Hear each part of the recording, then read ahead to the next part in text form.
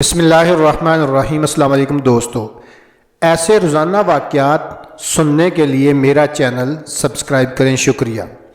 خلیفہ ہارون الرشید کی ایک لونڈی تھی جو نہایت ہی کالی کلوٹی اور بدصورت تھی۔ ایک دن خلیفہ نے لونڈیوں کے درمیان اشرفیاں لٹائیں۔ سب لونڈیاں اشرفیاں لینے چننے لگیں، مگر وہ بدصورت لونڈی کھڑی رہی اور خلیفہ کے چہرے کی طرف دیکھتی رہی۔ کسی نے پوچھا کہ تو اشرفیاں کیوں نہیں لوٹ رہی؟ اس نے کہا، ان لوٹنے والیوں کا مقصد اشرفیاں ہیں اور میرا مطلب اشرفیوں کا مالک ہے۔ خلیفہ نے اس کی بات کو پسند کیا اور اپنے مقربوں میں داخل کر لیا اور بہت سا مال عطا کیا۔ دوسرے بادشاہوں کو یہ خبر پہنچی کہ ہارون الرشید ایک سیاہ فام لونڈی پر عاشق ہو گیا ہے۔ خلیفہ کو یہ بات معلوم ہوئی تو اس نے تمام بادشاہوں کے پاس آدمیوں کو بھیج کر ان کو اپنے پاس جمع کیا۔ اس کے بعد سب لونڈیوں کی حاضری کا حکم دیا اور ہر لونڈی کو یاقوت کا ایک ایک پیالہ دے کر حکم دیا، اسے زمین پر پھینک دو۔ سب لونڈیاں پیالے کو پھینکنے سے باز رہیں، مگر اس سیاہ لونڈی نے پیالے کو زمین پر پٹک دیا جس سے وہ چور چور ہو گیا۔ اس کے بعد خلیفہ نے حاضرین مجلس سے فرمایا، اس لونڈی کو دیکھو، اس کا چہرہ تو بہت بدنما ہے مگر اس کا کام نہایت ہی عمدہ اور پسندیدہ ہے۔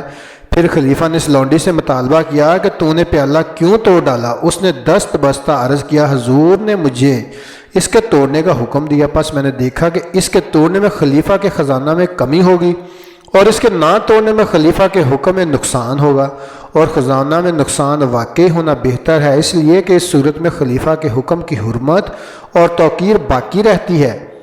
دوسرا، میں نے دیکھا کہ پیالہ کے توڑنے میں لوگ مجھے مجنونہ کہیں گے اور نہ توڑنے میں نافرمان کہلاؤں گے، اور مجھے مجنونانہ کہلا جانا نافرمان لقب پانے سے زیادہ محبوب ہے۔ سب بادشاہوں نے لونڈی کے اس فعل پر تحسین و آفرین کی اور خلیفہ کی اس محبت میں معذور رکھا۔ حضرت سیدنا ابراہیم آجری کبیر رحمۃ اللہ علیہ نے فرمایا، سردیوں کے دن تھے، میں مسجد کے دروازے کے قریب بیٹھا ہوا تھا، میرے قریب سے ایک شخص گزرا جس نے 2 گڈریاں اور رکھی تھیں۔ میرے دل میں یہ بات آئی کہ شاید یہ ان میں سے ہے جو بھیک مانگتی ہیں، کیا ہی اچھا ہوتا اگر یہ اپنے ہاتھ سے کما کر کھاتا۔ جب میں سویا تو خواب میں دیکھا کہ میرے پاس 2 فرشتے آئے ہیں، مجھے بازو سے پکڑا اور اسی مسجد میں لے گئے۔ میں نے دیکھا کہ قریب ہی ایک شخص 2 گڈریاں ہوئے سو رہا ہے۔ جب اس کے چہرے سے گڈری ہٹائی گئی تو میں نے دیکھا کہ یہ وہی شخص ہے جو میرے قریب سے گزرا تھا۔ فرشتہ نے مجھ سے کہا، اس کا گوشت کھاؤ۔ میں نے کہا، میں نے تو اس کی غیبت نہیں کی۔ کہا، کیوں نہیں؟ تیرے نفس نے اس کی غیبت کی اور تو نے اس کو حقیر جانا اور اس سے ناخوش ہوا۔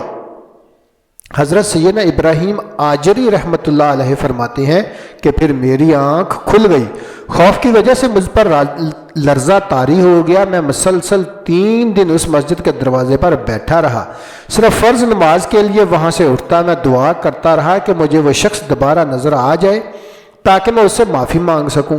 1 ماہ بعد وہ پراسرار شخص اس حال میں نظر آیا کہ اس کے جسم پر 2 گڈریاں تھیں۔ میں فوراً اس کے پیچھے لپکا، مجھے دیکھ کر وہ تیز تیز چلنے لگا، میں بھی اس کے پیچھے ہو لیا۔ جب یہ محسوس ہوا کہ شاید میں اس کے قریب نہ پہنچ سکوں گا اور مجھ سے وہ دور چلے گئے تو میں نے کہا، اے اللہ کے بندے، میں تجھ سے کچھ بات کرنا چاہتا ہوں۔